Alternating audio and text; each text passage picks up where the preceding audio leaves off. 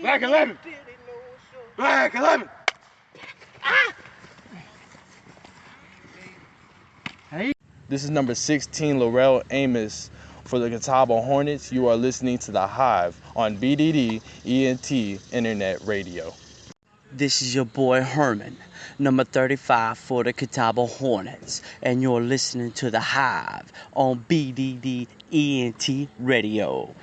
It's your boy Rashad Kissel, number 41 for Catawba Hornets, and you listen to the Hive only on BDD ENT Internet Radio. Some of you going to sleep and you don't deserve to be. You don't deserve rest. You lazy. You don't deserve rest. Rest is for people who work. You ain't doing nothing. Every day you chilling, right? You only go to sleep when you've done something. Some of y'all just need to be up. You need insomnia. You just need to stay up all the time. You ain't doing nothing. You need to know your why, and my why wakes me up every single morning.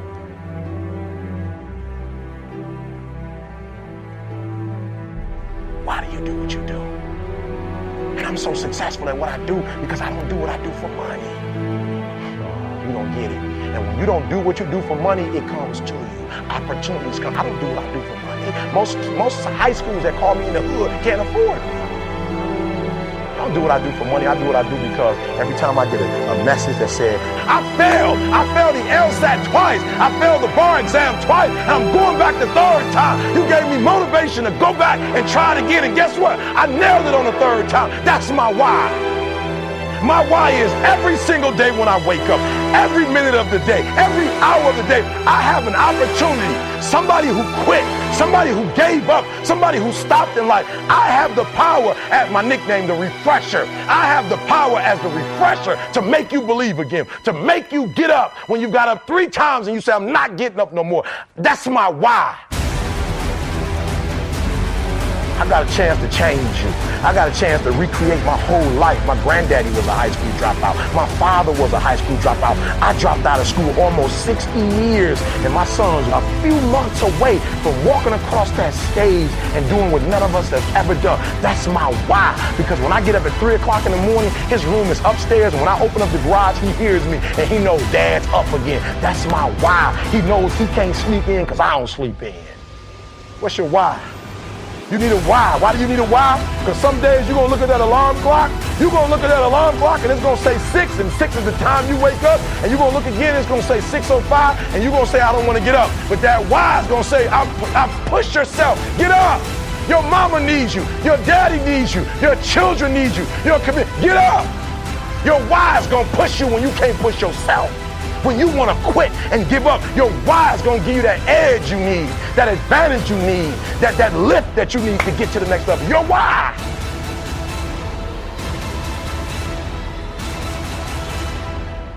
The reason why you don't give 120% every time you get on the field, because you ain't got a why for what you do. At the end of your feelings is nothing, but at the end of every principle is a promise. Yeah. I'm going to say it one more time because I want you to get that. Behind your little feelings, it might not be absolutely nothing at the end of your little feelings. But behind every principle is a promise. Right? Okay, I'm going to give you a couple principles that I say I believe in. Find a man who's diligent at what he does. That's the principle. Diligence. And he shall stand before kings and not mean men. That's a principle. And some of you in your life, the reason why you're not at your goal right now, because you're just all about your feelings. You're all on your feelings. You don't feel like waking up. So who does? I don't feel like working today. Can I tell you something? Every day you say no to your dreams, you might be pushing your dreams back a whole 6 months, a whole year. That one single day, that one day you didn't get up could have pushed your stuff back I don't know how long. Success, number 1, starts with you. Like for real. Real success is you say one thing, and if you do what you say 70% of the time, you're going to be average. If you do what you say you're going to do 80% of the time, you're going to be real good. And if you do what you say you're going to do 90% of the time, you're going to be great. Because very few people do what they say they're going to do.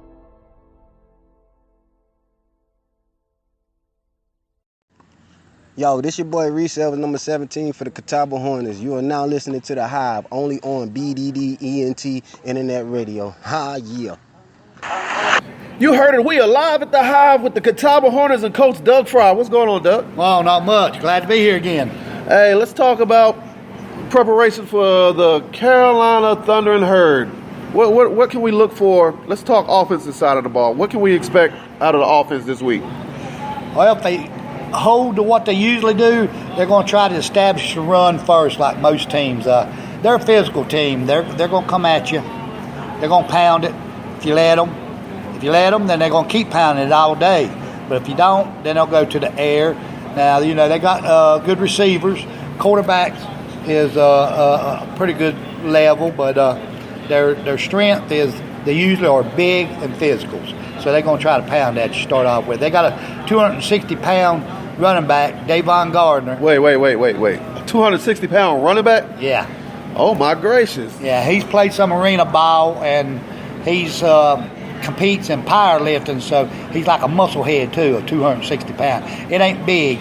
It's big, but it's not fat. It's like you say, it's all muscle. He's a load to bring down, and they work him. All right, let's start right there. How do we stop a 260-pound running back with nothing but muscle on him? Because the first game we had problems with that little Natron Means, that game that we had. I called him Natron Means because he was fat and he was just bouncing off everybody. How do we stop this guy? Our philosophy on stopping him is get him before he gets started. You get it before that. If you can get to that tractor before that tractor starts pulling that plow, then it can't pull. So we get in there right as he's getting the ball, before he can get that steam build up, right, to come at you and lower that head. Use that 260 pounds. He's also one of them, if we can do it 4 or 5 times and get him behind the line of scrimmage, it frustrates him. He gets, well, I might even be going too far, but everybody knows it. He gets to where it takes him out of the game then. So it's mental games with this guy? Yes.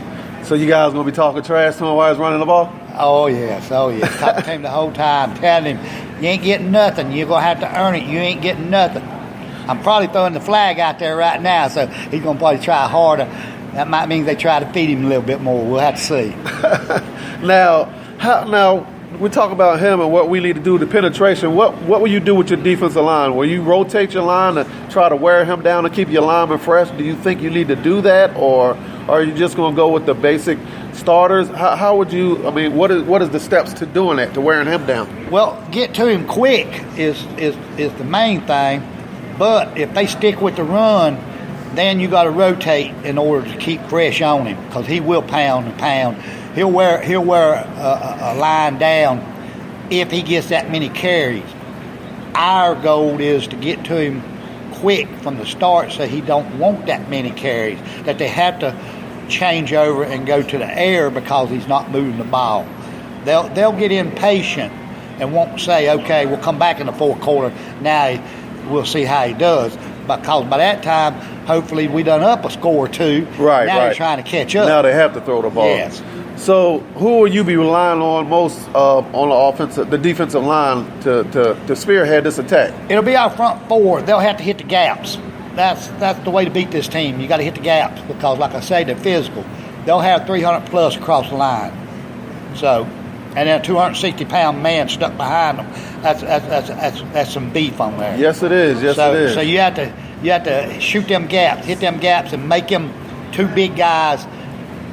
Your one man has to take up 2 men blocking to leave one man. When you start doing the numbers game, one man not accounted for it. That's who's then got to make that tackle. You got to get in there and make that tackle. I guess you can't arm tackle this guy, huh? Nah. You do that, and he's gonna shake you off like a cow shakes off a flea. So, okay, what do you be looking for out of your linebackers in this game? Because if our linemen tie everybody up, they should be flowing free to the ball, correct? That's it. They got to fill the hole and come and bring the load.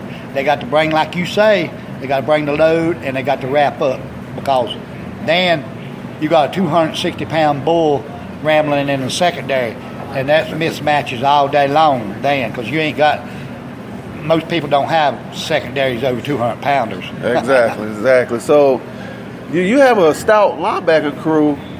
So do you think that these guys can come up to the task? You got your rookie Izzy, you got your veteran Tommy. What do you think they can step up to this task? Well, we faced him now 3 years running, and he hadn't put a 100-yard game on us yet. Oh, okay. So whatever you got going on, we're gonna keep it going. That's it. Now, okay, once we shut down the run, how do we shut down the pass? Are we coming off the edges? Or are we going to lock them down one-on-one? Do you guys use zone coverage? What do you perceive and seeing as far as stopping the pass? Well, that's back to the same thing again about my front line. They got to be quick off the ball because, like I say, your tackles is 300 pounds, 350, 360. They sitting out there. Those are the tackles? Yeah. So they're not quick of feet. That's right. So my DNs has got to come from the outside and make that quarterback have to move, have to scramble. If he's doing that, then he ain't got time looking down the field. He's trying to avoid the rush. Right. So you got to keep him on the move because their two quarterbacks is not real scramblers. They're actually set pocket throwers. So we got to get him out of that pocket. We got to put pressure on him. So we're not really concerned about the quarterbacks running. That's not the first threat. The first threat is his arm. Okay, and how do you rate his, not throwing shade on anybody, but you're scouting them, so how do you rate that quarterback as far as accuracy and arm strength? Good arm strength. Accuracy is questionable, especially if you put pressure on him. So our number one goal is then to alleviate the run. You'd rather have them throwing than running the ball. Yes. So a lot of pressure. Or let them keep being stubborn and keep trying to run the ball to establish it, but they never establish it. that sounds smart. So it's really, like you said, this is an upfront game. Yes. We're expecting our defensive linemen and your linebackers to do a lot of work because your secondary, you're not really worried about them because their quarterback you don't think he's that accurate. So most of our big boys got to come. They got to bring that lunchbox, in other words, right? That's it. Like I keep saying, they're physical like we are. It's going to be you're going to leave this game with bruises. All right. Now their running back, I know I guess he has to be just north and south. He's not an east and west runner. So is our goal to turn his shoulders sideways to get him going side to side? That's it. If we get him to thinking he can dance, then we've done. That's what I'm talking about. Getting to him quick, to where he can't get that steam rolling straight ahead going downhill, but he's having to cut to the outside or something like that. That nulls his power by making him going sideways. He turns into a 200-pound man instead of 260 rolling at you. So he's kind of like not like a Earl Campbell because he had the speed and the power. So he's kind of like a big fullback, where once his head is going straight, that's the way he's going to go. Yes. All right, now let's flip the ball to the other side. Let's talk about our offense. Let's talk about their defense. What kind of defense do they run? 4-3 basics, what they run. They'll move the outside linebackers up on the line when they are starting to control the game and leave it'll be almost a 6-man front and try to put the numbers against you. Okay. So their basic package is a 4-3 with two safeties over the top? Yes. So how do you combat that? What do you do against a basic 4-3 with 2 safeties over the top? If we can establish our run, which I'd like to, then that leaves us for the play action, which is a lot of times you got gaps in a zone cover 2 like what they do. There's dead zones, and that's what you try to hit. Like if them 2 outside linebackers coming, and you run your corners off, there's a gap there because that one linebacker can't cover both sides. So that's when you fake the dive, make that linebacker come up and respect it because you've been running that dive and making yardage. He's got to do his job. His first job is to stop that run. Right. So he steps up. Then you got your out man on those little dunk passes. And I say dunk passes, but they 5-8 yarders. Little flares. And then let the athlete take over after he catches the ball. So a little dump off to the running back. That's it. Or your H man what we run, like most people call a tight end. Okay, now will you guys be patient enough to do that? Well, that's what we want to establish to do. Okay. And then once they come up, bring everybody in the box to stop the run and to stop the dump passes, then we can think about going deep. Okay, that sounds good. All right, I need you to stick around. We're going to come back. We're going to talk about the camp last week. We'll talk about your practices, then we'll get to our passing attack, all right? All right. We'll be back after these words. This is not just any cruise. This is MSC Cruises, one of the largest cruise lines in the world, where every detail is beyond just ordinary. You won't see just one performance. You'll see a different show every night. And you won't be served just any meal. You'll enjoy freshly prepared international cuisine. Because this is not just any cruise. This is an MSC cruise. Oh, it's so nice of you and your friends to visit me, Alex. Slim Jim? Thank you. Thanks. Oh, Alex, I made you a little something. Wow, it's beautiful. But I think it's way too big. That's what she said. I doubt she's ever said that to you. Snap into a Slim Jim! Get off the bus! I do solemnly swear. That I will support and defend The Constitution of the United States. against all enemies, foreign and domestic.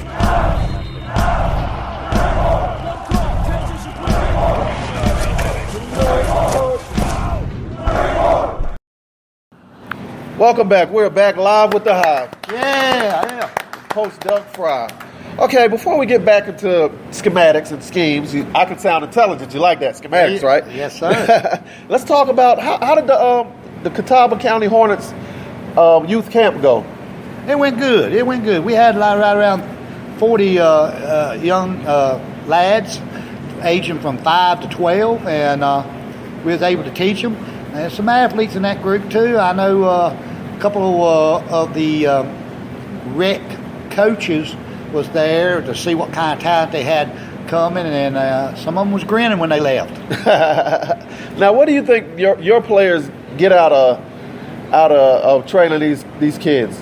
Well, hearing from them and hoping they feel like I do, that you reached out in the community and helped that little kid learn some kind of skill about football, and maybe he might have been on the borderline of he didn't know whether he even liked that sport or not.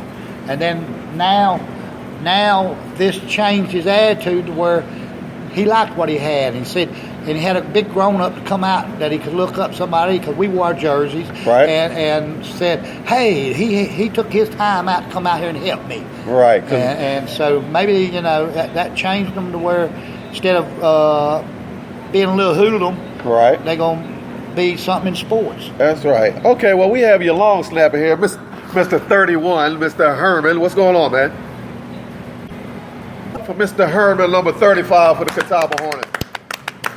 Thank you, sir. Yes, sir. Okay, Doug, now let's get back to attacking a zone going down the field. How will we do that? Will we take shots, or will you be conservative with it, or do you have the quarterbacks to take the shots down the field? Yeah, I got the quarterback that can go deep. He's got the arm to get there, but there's certain tenets that I'm out to do anyway. I'm kind of like the old Oakland Raiders. First couple plays, I like to show you. I'll throw it deep. I'm not scared to throw deep. I'll throw a 60-yard bomb. You keep up with my guys. I got some speedsters, just send them on flies and sling it deep. Let's see what happens. That makes the defense stretch them out, because then they say, okay, this man ain't going to go just short all the time. He got a guy that can get it down the field. But then you got to come back to reality too, because can't every play be a bomb. Right. You got to set it up, and you got to work on it. Now, are you a coach like, I'm a Philadelphian and a diehard Eagles fan. Are you a coach like Andy Reid that has your first 10, 15 plays scripted, or you just go by feel of the game? No, kind of got it scripted. I got favorite plays that our team runs the best. It seems like it's the smoothest plays. And them 8 to 16 of them like that is on the top of the chart. But then I do have some over to the side that has been picked out that'll work good for the team that we're playing too, another 4 or 5. And the first half we'll try to go through all them, then come back the second half and see what was successful the most. So the first half is like, I mean, as long as it's close, you kind of experiment to see where their weaknesses are, the whole first half. Yes, because they're just like anybody else. I mean, these two teams here, the Hornets and the Herd, has played for now 9 years, at least 2 times every year. Okay. So, we know about what our philosophy is on how we're going to come out, but you all the time try to quirk it a little bit to throw that little extra, oh, I didn't know they could do that. Something that they weren't expecting. Yeah, and they're going to do the same to me, the same as I'm going to try to do to them. Okay, now, what are we looking for as far as our quarterbacks this week? Who's going to be behind center? Starting off will be Desmond Lively, and we're just looking to get him a couple short passes, get him started, a couple runs, get his blood and his nerves settled down, and then, like I say, a couple short passes to get him in a rhythm, and then we're going to cut him loose. Okay, yeah, I've seen he's a small fella, but he could take some punishment in there. It looks like he doesn't know how to slide. He looks like a Michael Vick. He doesn't want to slide, huh? You got to get him to slide some. That's it. He's 6'4", 200 pounds, but he thinks he's 6'4", 300 pounds. He's going to lower that head and run over instead of around. I tried to tell him them sidelines is a better friend than that dead up the middle. Yes, it is. All right, now let's talk about somebody that the league knows, and I would say that they probably fear. He might be coming back this week. What about Mr. Tashawn Daniels? What's up with him? How's he looking? Is he ready? We've had the bye week. Are you ready to let the Corvette out of the garage? We'll go ahead and put it out there that he will be on the field this year. This game with pads and taking some snaps. We'll just have to leave it at that. Okay. Don't say how many. I've got a number in mind, but the boy tells me, Coach, it's feeling good. My blood's boiling. Let me run some more.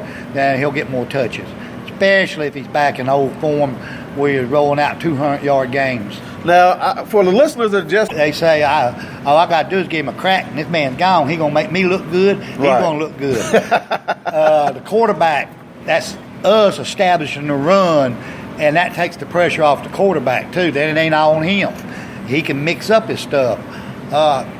Running the ball eats clock up. Keeps your defense off the field. Right. Even though this boy sometimes didn't eat much clock off, when he breaks one off for 80 yards, there ain't a lot of clock getting eat up, but still, it's time off the clock that your D's over there resting, getting their water, getting ready to come back out and thump, or over there just rooting him on and wanting to get back out there. Well, how about this? You think that the defense gives him some crazy looks when he breaks one off for 70 yards? They come out for 4 plays, and he breaks another one off for another touchdown. They right back out there. Do you got to put the reins on this kid to tell him, look, we got to get a defensive break? Well, that's a good situation to be in, right? That's right. That's a thought you'd think and say, yeah, you'd do that. But no, my defense look at him. But him, when you said 260, nothing but muscle, that running back, he's a pretty big, stout fella himself. Well, there's a little story involved there. Them two boys weightlift with each other in the gym. Are you serious? Yeah, it's up in Morgan, and they compete with each other as far as who can bench and who can squat the most. So they're going to be coming at each other. Oh, yeah, and plus they're good friends, too. So one will say, I got you. The other one will say, I got you if they did. I just hope my man says, I got you more. How about that? And what about your wide receiver sensation from week 1, Mr. Littlejohn? Now, Mr. Littlejohn got 3 touches that game and proved himself. I've got him sketched out from anywhere from 6 to 12 touches this time. So if we get the same performance, double that, that's maybe 2 to 3 scores instead of just 1. So, that's what we're looking for. And what about your little scat back? I call him a scat back. The guy, the old rookie on the team, Mr. Reese. That's right, the old young man. That's what we call him. Oh, he's one of them that, like I said before, he does not ever, when it's called on to produce yardage, he gets yardage. He does not cost you mistakes or yardage. and that's what he will do for us again this game. You will find that name pop up in key situations during the game. Okay. And you'll say, oh, and that man's 32, somebody's lying. Now, what do you expect out of your Stearhart in the secondary, Mr. Covington? That they're going, like I say, because we're taking trying to take the run away from. Well, then that reverts to the pressures on the secondary to perform. Right. Which I think they're up to it, but they got to respond back, because if we take the pressure off the run and they don't, and they just able to throw wild, heck, that defeated the purpose. So, but we're looking for them to, when they throw, these boys either shut it down or pick it off and take it back to the house and put 6 up themselves. Let's take it back to the house. All right, now the game, tell the people what time and where the game is tomorrow. Game's at our home field. Kickoff's at 8 o'clock, and the home field is... Yes, we'll be seeing tomorrow night with the live broadcast of the Catawba Hornets live, and we have a special halftime performance. We have the dancing sensation, Cousin Ray Ray and Lil Dez. So make sure you come out. That'll be the halftime show. They're going to dance for you like I used to do back in the day, but I don't have my cardboard. With that being said, we'll see you next week on The Hive. It's your boy Rashad Kissel, number 41 for Catawba Hornets, and you listen to The Hive, only on BDD ENT Internet Radio. This is your boy Herman, number 35 for the Catawba Hornets, and you're listening to The Hive on BDD ENT Radio. This is number 16, Laurel Amos for the Catawba Hornets. You are listening to The Hive on BDD ENT Internet Radio. Black 11. Black 11.